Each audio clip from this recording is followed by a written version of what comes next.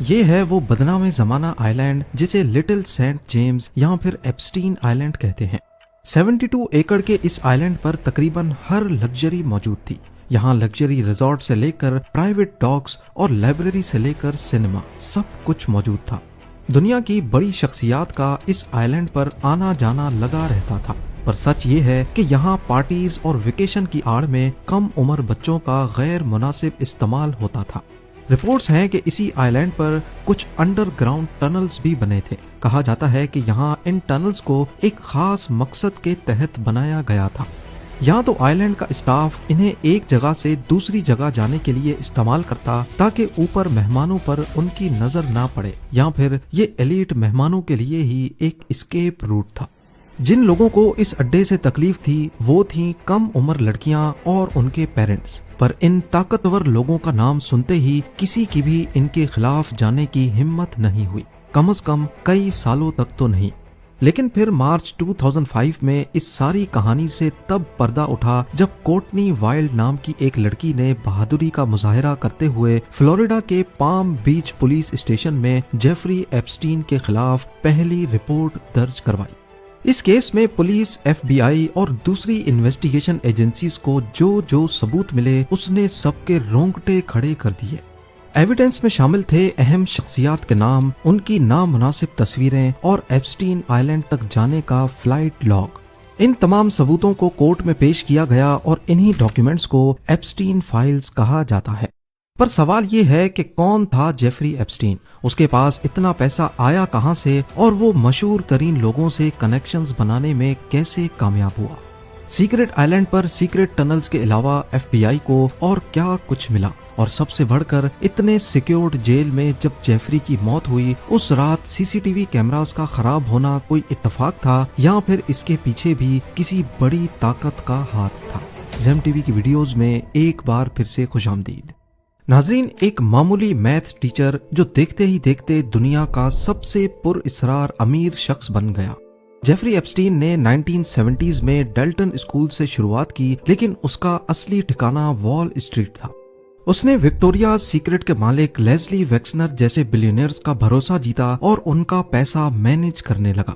करोड़ों डॉलर्स का कमीशन और एलीट क्लास से दोस्ती। एप्स्टीन ने न्यूयॉर्क से लेकर फ्लोरिडा तक आलीशान बंगलों की सल्तनत खड़ी कर दी।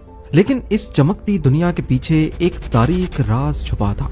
एप्स्टीन अपने पावर और पैसे के जोर पर मासूम और कम उम्र लड़कियों का शिकार करता था। ये कहानी है एक ऐसे शख्स की जो दुनिया के लिए एक बिलियनियर था, लेकिन हकीकत में एक भयानक मुजरिम।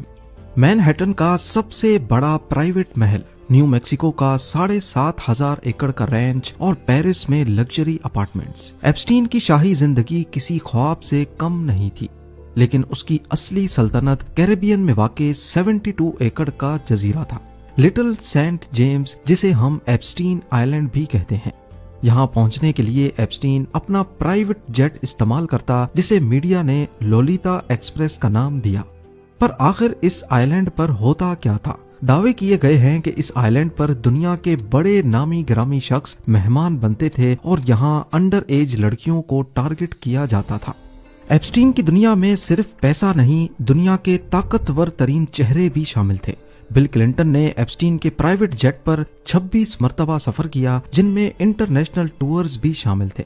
डोनाल्ड ट्रंप भी 90s में एप्स्टीन के पड़ोसी और दोस्त थे, लेकिन बाद में दोनों में दुश्मनी हो गई।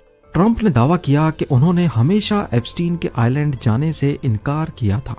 लेकिन सबसे बड़ा झटका ब्रिटिश रॉयल फैमिली को लगा। प्रिंस एंड्रयू पर इल्जाम था कि उन्होंने 17 साल की वर्जीनिया जूफ्री को एप्स्टीन के कहने पर अब्यूज किया। वर्जीनिया की प्रिंस एंड्रयू के साथ वो मशहूर तस्वीर दुनिया भर में वायरल भी हुई। इसका अंजाम यह हुआ कि प्रिंस एंड्रयू को अपनी रॉयल ड्यूटीज छोड़नी पड़ गईं। $16 मिलियन का सेटलमेंट करना पड़ा और अक्टूबर 2025 में उनसे प्रिंस का लक़ब भी छीन लिया गया। बिल गेट्स से लेकर हॉलीवुड स्टार्स तक हर कोई एप्स्टीन के सोशल सर्कल में था। FBI को एप्स्टीन के घर से ढेरों CDs और फोटोज मिली, जिससे ये भयानक शक पैदा हुआ कि वो इन बड़े लोगों को ब्लैकमेल करता था। हालांकि कानून को अब तक कोई क्लाइंट लिस्ट नहीं मिली, लेकिन एप्स्टीन के ये ताल्लुकात आज भी दुनिया के लिए एक उलझी हुई पहेली है। एप्स्टीन के गुनाहों का भांडा सबसे पहले 2005 में फूटा, जब फ्लोरिडा की कोर्टनी वाइल्ड नामी लड़की ने हिम्मत दिखाई और पाम बीच पुलिस को एप्स्टीन के खिलाफ बयान दिए।